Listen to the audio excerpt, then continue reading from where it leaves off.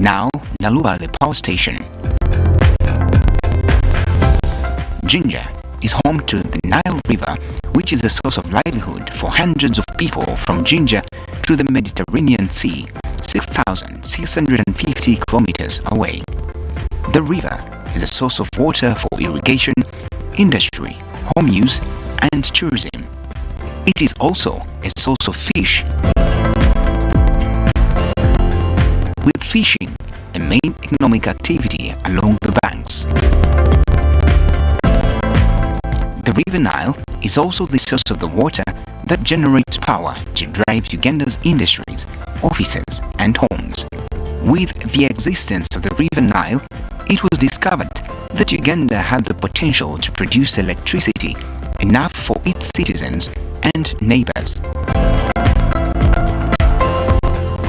In 1954, the Owen Falls Power Station was commissioned by the then Queen of England, Queen Elizabeth II, for this purpose. Its installed capacity is 180 megawatts. In 2000, the Owen Falls Power Station was renamed Nalubale Power Station, and shortly after, the 200 megawatt Kira Power Station was built, bringing the total to 2 power stations across from each other.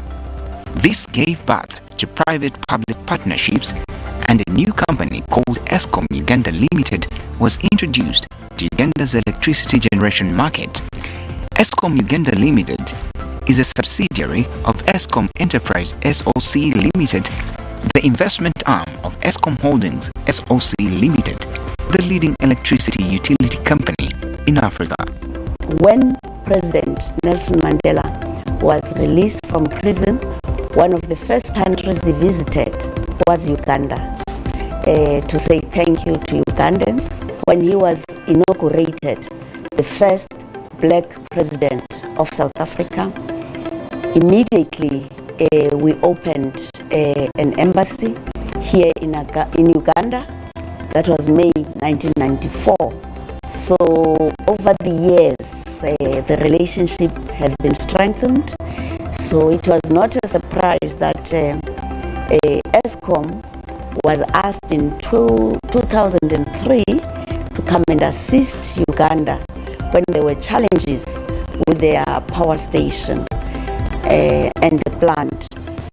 The bulk of the continent was dark, and the chairman then of Eskom, which was Dr. Roel Khoza, and the CEO then, which was Alan Morgan, and then Tulani Tabasha, was that it cannot be only the southern part has electricity and the bulk of the continent is in darkness. How can we be of help as Eskom to assist countries to get to get stability and reliability of their power? Because without power, the economic growth is hindered. Eskom Uganda was incorporated in Uganda in 2000, and it entered a 20-year concession agreement on the 1st of April 2003 to operate and maintain 2 government-owned hydropower plants, Nalubale and Kira, whose total installed capacity is 380 megawatts. When they came in 2003, the plant was not in a good state. As a result, one of my friends, who is a Ugandan, tells me that they used to have breakdowns for 3 to 4 days a week, which was a serious challenge for development and economic growth in Uganda. When we started in 2003, you would have major equipment failures, about up to 90 per year. We are talking here of equipment that is out for more than 10 hours, and we have since reduced that to an average of a year of about 10.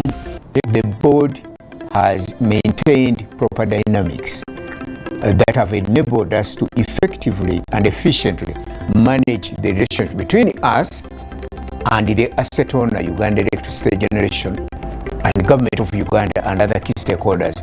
We both understood that there is a political aspect to our business engagement. This has been an experiment and also testimony in the fact that Pan-Africanism can work. The second aspect which the board has provided is on information. Is making sure that most of the decisions at Eskom, almost all, are data-centric. We needed to show clearly, graphically, exactly where we were and where we're going. In many ways, in terms of the water levels, in terms of the outputs expected, in terms of providing verifiable evidence of exactly how we are maintaining the plants, the two of them, and so on. So information, timely, accurate, complete, and rational. That's been the job of the board, to make sure that we steer the information architecture and infrastructure. Eskom won the bid to operate and maintain Nalubale and Kira power stations after a competitive bid process by the government of Uganda. A 20-year concession agreement was then signed. This came after the liberalization of the power sector. Yes, about 20 years ago, the government of Uganda enacted what we term as the Electricity Act of 1999 that triggered what we call the first generation power reforms. And one of the key objectives of those reforms was to privatize a number of entities, but also assets of the government in terms of management and operation. At the time, as part of the reforms, we also unbundled the Uganda Electricity Board to create the Uganda Electricity Generation Company Limited, the Uganda Electricity Transmission Company Limited, and the Uganda Electricity Distribution Company Limited. So at the time of that unbundling, we also leased out a number of assets.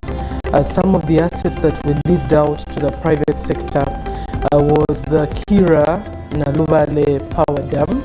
UEGCL then concessioned out its assets Nalubale and Kira to Eskom Uganda to operate and maintain on their behalf. Talking about distribution without emphasizing the point of generating power doesn't make sense. So at that time, the government decided to privatize the management of the plant that we had, Nalubale and Kira. And that's how Eskom came in through competitive bidding, and Eskom was chosen to take care of the plant, to make sure that power is generated, but also the plant is maintained. So all that was embedded in the concession. Really, Eskom agreed to, to own up, the plant, and that's what government wanted. Eskom derives its mandate of generating hydroelectricity from the acquisition of a generation license from the Electricity Regulatory Authority, ERA. It is responsible for overseeing all Eskom work and investments and checking compliance with the generation license it issued. Well, the ministry oversees the work of the regulator, Electricity Regulatory Authority, and the regulator has been able to, keep the pace with Eskom. As a sector regulator, I attest confidently that the power station being handed back to government are not in the shape that Eskom received them. Eskom is handing back a far much better power generation complex, pivotal to power affordability, to meet the country's aspirations for socio-economic transformation. Nalubale Power Plant has 10 power generating units with an installed capacity of 18 megawatts each, compared to Kira, which has 5 generating units each with 14 megawatts, giving a total of 15 operating units with an installed generating capacity of 380 megawatts. We must at all times 24/7 be generating power. It must be continuous, and at the same time it must be of good quality. Generation at these plants is being regulated by the National Control Center depending on the current demand of the country. So if there is a need to increase more power, These machines at Naluvale are flexible, so we can regulate their load. We can go to a minimum of 6 megawatts. They can go to a maximum of 18 megawatts. So depending on the load, on the demand, that's how we keep on regulating. To start the process of power, the availability of water is utterly at the center. A water generating permit is issued by the Ministry of Water to regulate the amount of water to be dispensed by the plant at a time. This then determines the amount of hydropower generated.